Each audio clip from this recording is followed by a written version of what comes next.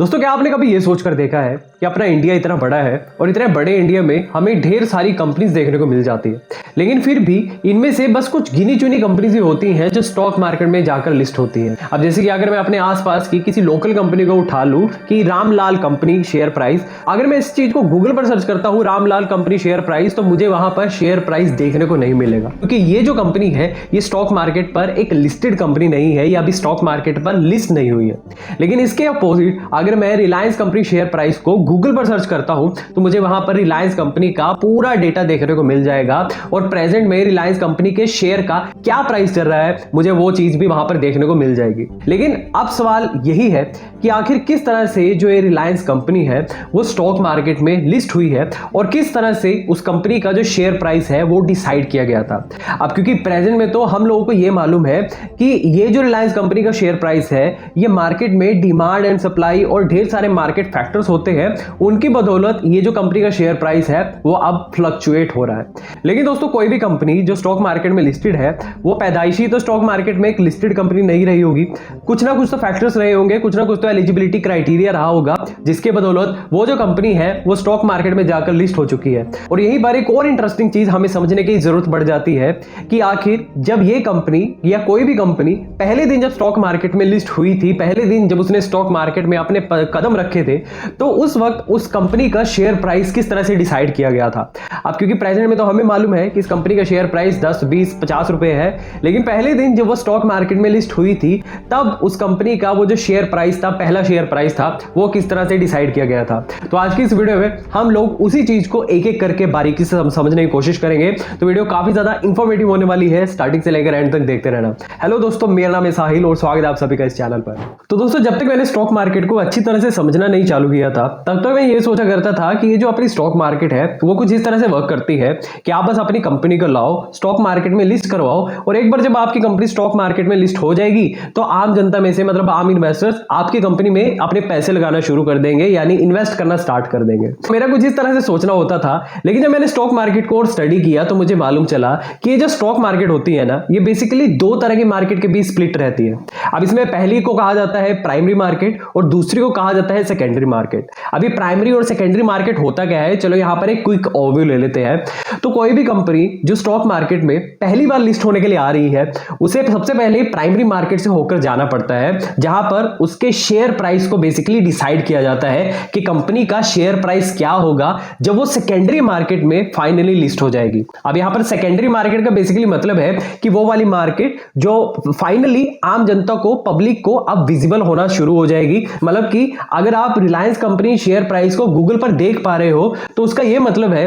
कि वो जो कंपनी है वो सेकेंडरी मार्केट में आ चुकी है, क्योंकि वो जो कंपनी है वो अब स्टॉक मार्केट पर ऑफिशियली एक लिस्टेड कंपनी बन चुकी है। तो इतना सा एक बेसिक सा लिंक होता है, रिलेशन होता है प्राइमरी और सेकेंडरी मार्केट के बीच। बाकी अब हम लोग बात करेंगे इस वीडियो के मेन टॉपिक के बारे में कि किस तरह से ये जो कंपनीज है वो स्टॉक मार्केट में लिस्ट होती हैं और किस तरह से ये जो प्राइस है वो डिसाइड किया जाता है। इस चीज को अच्छी तरीके से समझने के लिए सबसे पहले मैं आपको याद दिलाना चाहूंगा जोमैटो को। जोमैटो एक इंडिया की मोस्ट पॉपुलर कंपनी है, तो इसका आईपीओ भी काफी पॉपुलर रहा था अपने टाइम में। अगर आपको याद हो, मेरे को एग्जैक्ट डेट मालूम नहीं है, लेकिन जब जोमैटो का स्टॉक मार्केट में आईपीओ आया था तो उस वक्त ये काफी ज्यादा पॉपुलर रहा था। अब जोमैटो को स्टॉक मार्केट में लिस्ट होने के लिए सबसे पहले कुछ एलिजिबिलिटी क्राइटेरिया को मीट करना था, और ये eligibility criteria basically national stock exchange decide करता है उन कंपनीज के लिए जो इंटरेस्टेड है अपने आप को स्टॉक मार्केट में लिस्ट करवाने के लिए। अब ये किस तरह की होती है एलिजिबिलिटी क्राइटेरियाज, तो अगर आप नेशनल स्टॉक एक्सचेंज की इस ऑफिशियल वेबसाइट पर, इस ऑफिशियल लिंक पर जाकर चेक करोगे तो यहां पर अपने नेशनल स्टॉक एक्सचेंज ने पूरा डिफाइन कर रखा है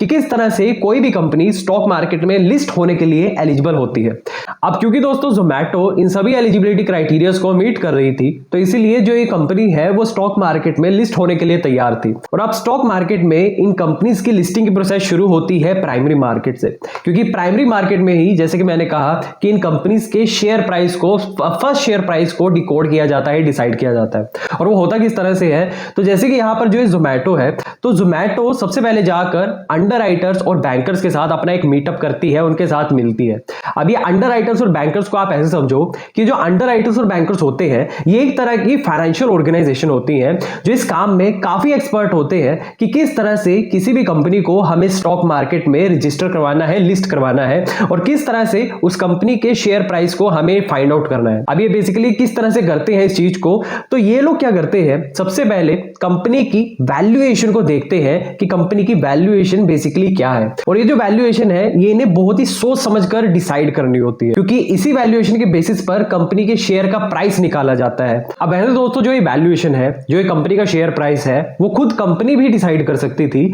लेकिन इस तरह से अगर ये लोग करेंगे तो हो सकता है कि यहां पर जो कंपनी का ऑब्जेक्टिव है स्टॉक मार्केट में लिस्ट होने का, वो ना अचीव हो पाए। अब क्योंकि कोई भी कंपनी जो स्टॉक मार्केट में लिस्ट होने के लिए आई हुई है, उसका मेन ऑब्जेक्टिव बेसिकली है क्या, कि वो स्टॉक मार्केट से मैक्सिमम कैपिटल, मैक्सिमम फंड को रेज करना चाहती है। और ये किस तरह से पता करे कि कोई भी कंपनी किस तरह से स्टॉक मार्केट से कितना अमाउंट पैसा रेज करना चाहती है, तो यहां पर मैंने आपको एक कंपनी दी हुई है। तो अगर आप नीचे नोटिस करोगे तो यहां पर इस कंपनी का इश्यू साइज दिया हुआ है। यही चीज बताती है कि यहां पर जो ये कंपनी है वो इतना कैपिटल, इतना फंड स्टॉक मार्केट से रेज करने के लिए आई हुई है। तो इसी ऑब्जेक्टिव को दोस्तों अच्छी तरीके से अचीव करने के लिए यहां पर जो अंडर राइटर्स और बैंकर्स है वो बहुत ही सोच समझकर इस शेयर प्राइस को डिसाइड करते हैं। और इस शेयर प्राइस को बेसिकली ये खुद से ही नहीं बता देते कि भाई इस कंपनी का शेयर प्राइस 10 रुपए है, 20 रुपए है और अब इन्वेस्टर्स को इस कंपनी के शेयर को इस तरह से बाय करना है। अगर ये लोग कुछ इस तरह से करेंगे तो इस चीज को अनफेयर प्रैक्टिस कहा जाएगा, क्योंकि यहां पर इन्वेस्टर्स को कुछ मौका नहीं दिया है, उनके गले बस एक शेयर को लगा दिया गया है। तो इसीलिए प्राइमरी मार्केट में जब भी कोई नई कंपनी अपने आप को लिस्ट करवाने के लिए आती है तो उसकी हमें यहां पर एक प्राइस रेंज दे दी जाती है कि इस कंपनी का जो शेयर का प्राइस रेंज है वो 10 रुपए से 20 रुपए के बीच हमने रख दिया है। जैसे कि दोस्तों अगर आप यहां पर इन दोनों कंपनीज को देखोगे तो यहां पर ये पहली कंपनी जो है उसकी प्राइस रेंज 461 से स्टार्ट हो रही है और मैक्सिमम 485 तक जा रही है। और यहां पर ऐसी जो दूसरी कंपनी है उसकी मिनिमम प्राइस रेंज 128 से शुरू हो रही है और मैक्सिमम 135 रुपए तक जा रही है। अब दोस्तों यहां पर कुछ इस तरह की प्राइस रेंज इसलिए दी जाती है क्योंकि इस तरीके से इन्वेस्टर्स को एक चांस दिया जाता है कि वो खुद से ये डिसाइड करें कि वो किस प्राइस पॉइंट पर कंपनी के शेयर्स को देखते हैं। कि अगर उन्हें ये लगता है कि कंपनी के एक सिंगल शेयर का प्राइस 461 होना चाहिए तो ज्यादातर इन्वेस्टर्स सिर्फ 461 पर ही इस शेयर को बाय करेंगे। अगर ज्यादा इन्वेस्टर्स को लग रहा है कि कंपनी के शेयर का प्राइस 485 या उससे ज्यादा भी जा सकता है तो यहां पर ज्यादातर इन्वेस्टर्स 485 पर ही अपनी बिड करेंगे, 485 रुपीस पे करके कंपनी के शेयर को बाय करेंगे। अब एक बार दोस्तों जब ये मालूम हो जाता है कि कंपनी के शेयर की प्राइस रेंज ये है तो उसके बाद आ जाता है कंपनी का आईपीओ, कि कंपनी की अब इनिशियल पब्लिक ऑफरिंग होने वाली है और इसके बाद कंपनी फाइनली स्टॉक मार्केट में लिस्ट हो जाएगी। अब दोस्तों जब भी किसी कंपनी का आईपीओ आता है तो उसे सबसे पहले एक बिडिंग डेट दे दी जाती है कि इस दिन को आकर जो इन्वेस्टर्स हैं वो इस कंपनी के आईपीओ में बिड कर सकते हैं, इस कंपनी के शेयर्स को बाय करने के लिए वो अपनी बोलियां लगा सकते हैं। अब जैसे कि मैंने कहा कि यहां पर कंपनी के शेयर के प्राइस रेंज को पहले डिसाइड किया जाता है कि कंपनी का प्राइस रेंज यहां से शुरू होगा, 461 से स्टार्ट होगा और 485 तक इसका मैक्सिमम प्राइस रेंज रहने वाला है। और इन्वेस्टर्स के पास एक चॉइस है कि वो इसी प्राइस रेंज के अंदर रहकर इस कंपनी के शेयर को बाय कर सकते हैं, इसके ऊपर अभी बिड लगा सकते हैं। माफ करना दोस्तों, मैंने यहां पर बाय वर्ड को यूज किया क्योंकि अभी फिलहाल के लिए आईपीओ की डेट्स एक्टिव है, तो अभी आप सिर्फ आईपीओ पर बिड कर सकते हो, बोली लगा सकते हो, आप अपना इंटरेस्ट एक्सप्रेस कर सकते हो कि भैया हम लोग इस प्राइस रेंज पर ही, इस प्राइस पॉइंट पर ही इस कंपनी के आईपीओ को खरीदने के लिए इंटरेस्टेड है। आप आईपीओ के मालिक तब बनोगे, मतलब कि आपकी बाय की रिक्वेस्ट को तब कंफर्म कर दिया जाएगा जब ये जो आईपीओ की जो बिडिंग डेट्स है वो एंड हो जाएगी। लेकिन दोस्तों अगर हम यहां पर बिडिंग की बात कर रहे हैं, बोलियों की बात कर रहे हैं, तो यहां पर खरीदना भी, आईपीओ को खरीदना एक गलत वर्ड होगा, क्योंकि दोस्तों कोई भी इन्वेस्टर जो आईपीओ में इन्वेस्ट कर रहा होता है वो आईपीओ को खरीद नहीं रहा होता, बल्कि वो आईपीओ को जीतने की कोशिश कर रहा होता है। अब क्योंकि दोस्तों एक बार जब आईपीओ की बिडिंग डेट एंड हो जाती है तो उसके बाद कंपनी अपना इश्यू प्राइस डिक्लेयर करती है, अपना ऑफर प्राइस बताती है कि आखिरकार वो किस प्राइस पॉइंट पर अब अपने शेयर को ऑफर करने के लिए तैयार है, मतलब कि अपने शेयर को बेचने के लिए तैयार है, किस प्राइस रेंज पर। अब क्योंकि इससे पहले हुआ क्या था कि आईपीओ की बिडिंग के दौरान इन्वेस्टर्स ने अपना ओपिनियन दे दिया था मार्केट को कि वो इस प्राइस पॉइंट पर कंपनी के शेयर को खरीदने के लिए इंटरेस्टेड है, और अगर कंपनी इस प्राइस पॉइंट पर चाहती है उन्हें उस शेयर को इश्यू करना, ऑफर करना, तो वो उस चीज को बता सकती है अपने इश्यू प्राइस को डिक्लेयर करके, जो कि बिडिंग डेट्स एंड होने के बाद पता लगती है। अब जैसे कि दोस्तों अगर आप यहां पर इन दोनों कंपनीज के डेटा को देखोगे, यहां पर इन दोनों कंपनीज का इश्यू प्राइस दे रखा है जो इसी चीज को बताता है कि ये जो कंपनी है, ये जो आईपीओ आया हुआ है, वो इस प्राइस पॉइंट पर अपने शेयर्स को इशू करेगा, अपने शेयर्स को बेचेगा। अब दोस्तों यहां पर इसका ये मतलब है कि आईपीओ की बीडिंग के दौरान अगर आपने इस कंपनी के शेयर्स को इसी प्राइस रेंज के अंदर खरीदने की कोशिश करी थी या फिर इससे मैक्सिमम प्राइस रेंज पर आपने इस आईपीओ खरीदने की कोशिश करी थी, तो अब आप फाइनली इस आईपीओ के मालिक बन जाओगे। अब आप इस कंपनी के शेयर्स को खरीद लोगे। लेकिन दोस्तों जब बात प्राइमरी मार्केट में शेयर्स को खरीदने की आती है, या फिर कहूं आईपीओ में कंपनी के शेयर्स को खरीदने की आती है, या फिर आईपीओ खरीदने की आती है, तो आपको यहां पर एक बात पर गौर करने की जरूरत है कि प्राइमरी मार्केट में आप कभी भी किसी सिंगल शेयर को बाय नहीं करते, बल्कि आपको ग्रुप ऑफ शेयर्स को खरीदना होता है, जिसे लॉट की फॉर्म में एक्सप्रेस किया जाता है। जैसे कि यहां पर अगर आप इस चार्ट को देखोगे, डेटा को देखोगे, तो यहां पर अगर आप इस आईपीओ को खरीदना चाहते हो, अगर आप इस कंपनी में इन्वेस्ट करना चाहते थे प्राइमरी मार्केट में, तो आपको इस कंपनी के 30 शेयर्स को बाय करना पड़ेगा, क्योंकि इसका लॉट साइज यहां पर 30 दे रखा है। और इन 30 शेयर्स का प्राइस कितना बैठता है और इसका प्राइस रेंज भी दी हुई है कि आपको मिनिमम इतनी अमाउंट इस कंपनी में इस आईपीओ खरीदने के लिए इन्वेस्ट करने पड़ेगी अगर आप इंटरेस्टेड हो इस कंपनी के शेयर्स को बाय करने के लिए। और ऐसे दोस्तों ये जो लॉट साइज होता है, ये हर एक कंपनी का अपना अलग अलग हो सकता है, कुछ का बड़ा भी हो सकता है और कुछ का छोटा भी हो सकता है। अब दोस्तों एक बार जब ये इशू प्राइस भी पता लग जाता है, तो उसके बाद बारी आती है अपनी लिस्टिंग प्राइस की। और यहां पर चीजें थोड़ी सी कॉम्प्लिकेटेड बन जाती है, क्योंकि अगर आप यहां पर इन दोनों कंपनीज के प्राइस को चेक करोगे, तो यहां पर पहली कंपनी का जो लिस्टिंग प्राइस है वो आपको काफी ज्यादा हाई देखने को मिलता है, और दूसरी कंपनी का जो लिस्टिंग प्राइस है वो काफी आपको लो देखने को मिलता है। और ये लिस्टिंग प्राइस बेसिकली वो प्राइस है जो हमें सेकेंडरी मार्केट में अब फाइनली देखने को मिलेगा, जब फाइनली जो कंपनी है वो हमें स्टॉक मार्केट में कंपनी के रूप में देखने को मिलेगी। और ये चीजों को आपके लिए थोड़ा कॉम्प्लेक्स बना रहा होगा, क्योंकि यहां पर जो कंपनी है उसने तो अपना इश्यू साइज इतने प्राइस पॉइंट पर दे रखा था जिसे आप ऐसे समझो कि कंपनी ने तो कहा था कि हम इस प्राइस पॉइंट पर अपने शेयर को बेचेंगे। लेकिन जब कंपनी स्टॉक मार्केट में, सेकेंडरी मार्केट में फाइनली लिस्ट हो गई थी, तब उसका शेयर प्राइस तो इतना हाई चला गया था या फिर इतना कम गिर चुका था, लेकिन कंपनी ने तो हमें इस प्राइस रेंज पर अपने शेयर को बेचा था। तो यहां पर हुआ क्या है? तो दोस्तों इस चीज को कहा जाता है अंडर सब्सक्राइब और ओवर सब्सक्राइब। अब क्योंकि स्टॉक मार्केट में वैसे तो हर एक महीने में एक से एक बढ़कर नए नए आईपीओज आते हैं, जिनमें से कुछ आईपीओज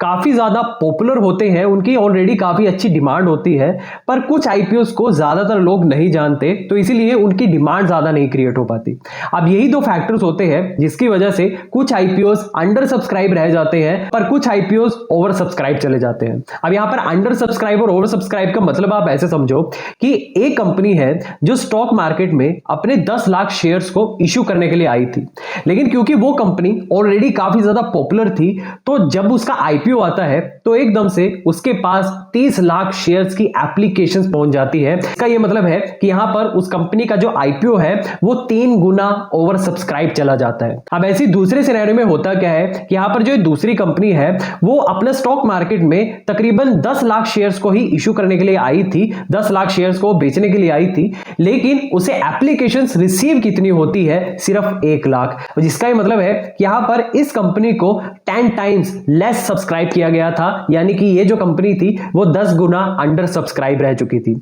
अब दोस्तों अब आप देखोगे कि इस चीज का असर इन दोनों कंपनीज के लिस्टिंग प्राइस पर किस तरह से पड़ेगा। अब पहले सिनेरियो में बेसिकली हुआ क्या था कि यहां पर कंपनी का आईपीओ 3 गुना ओवर सब्सक्राइब चला गया था, जिसका यह मतलब है कि कंपनी के पास जितनी कैपिटल वो रेज करना चाहती थी स्टॉक मार्केट से, उसके पास अब उससे ज्यादा की कैपिटल रेज हो चुकी है। अब ऐसे सिनेरियो में होता क्या है कि क्योंकि स्टॉक मार्केट की रेगुलेशंस होती हैं कि जितना आप कमिट करते हो स्टॉक मार्केट से रेज करने के लिए, आपकी जितने की रिक्वेस्ट है, जितने की आस्क है, आप सिर्फ उतनी कैपिटल ही स्टॉक मार्केट से रेज कर पाओगे। अगर आपके पास एक्सेस में एप्लीकेशंस रिसीव हो चुकी है, एक्सेस में अगर आपके पास पैसे आ चुके हैं, तो आपकी जो कैपिटल है एक्सेस में, उसे रिफंड कर दिया जाएगा उन इन्वेस्टर्स को जो या तो आईपीओ की अपर प्राइस रेंज को मीट नहीं कर पाए थे, या फिर आईपीओ की डिमांड इतनी ज्यादा क्रिएट हो चुकी थी कि हर एक एप्लीकेशन को, क्योंकि सब्सक्राइब करना पॉसिबल नहीं था, हर एक एप्लीकेशन को एक्सेप्ट करना पॉसिबल नहीं था, तो इसलिए ज्यादातर इन्वेस्टर्स की जो एप्लीकेशंस हैं उसे रिजेक्ट कर दिया जाता है और जितनी कैपिटल उन्होंने इन्वेस्ट करी थी उसे रिफंड कर दिया जाता है। पर क्योंकि आईपीओ काफी ज्यादा पॉपुलर पॉपुलर था, तो इसलिए यहां पर जो इन्वेस्टर्स होते हैं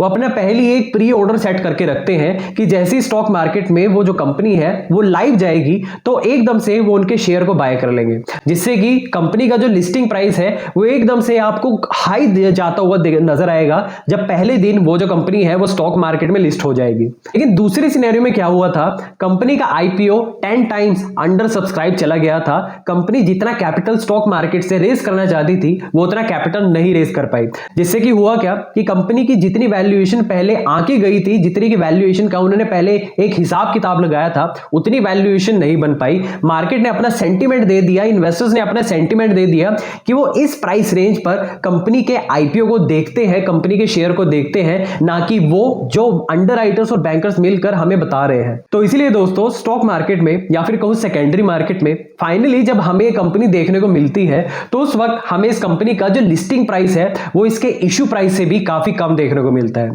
तो दोस्तों कुछ इस तरह से जितनी भी कंपनीज होती हैं वो स्टॉक मार्केट में लिस्ट होती है और फिर कुछ इसी तरह से इन कंपनीज का शेयर प्राइस निकाला जाता है, डिसाइड होता है। और अब क्योंकि कंपनी सेकेंडरी मार्केट में आ चुकी है तो अब आप इन कंपनीज को फाइनली गूगल पर अगर आप सर्च करोगे कि XYZ कंपनी शेयर प्राइस, तो अब आपको उस कंपनी का शेयर प्राइस लाइव वहां पर देखने को मिल जाएगा। और अगर आप किसी भी एप्लीकेशन, ब्रोकिंग एप्लीकेशन जैसे कि ग्रो हो गया, जीरोधा हो गया, 5 पैसा या फिर जिस किसी भी एप्लीकेशन को आप यूज करना चाहते हो, अब आपको ये जो कंपनीज है वो वहां पर भी देखने को मिल जाएगी, क्योंकि ये जो कंपनीज है वो आप स्टॉक मार्केट में, स्टॉक एक्सचेंज में ऑफिशियली लिस्टेड बन चुकी है। तो दोस्तों होप करता हूं कि आपको ये वीडियो काफी अच्छी लगी होगी। अगर आपको वीडियो अच्छी लगी है तो चैनल को सब्सक्राइब करना, वीडियो को लाइक करना। मिलते रहेंगे अगली वीडियो में। Thanks for watching.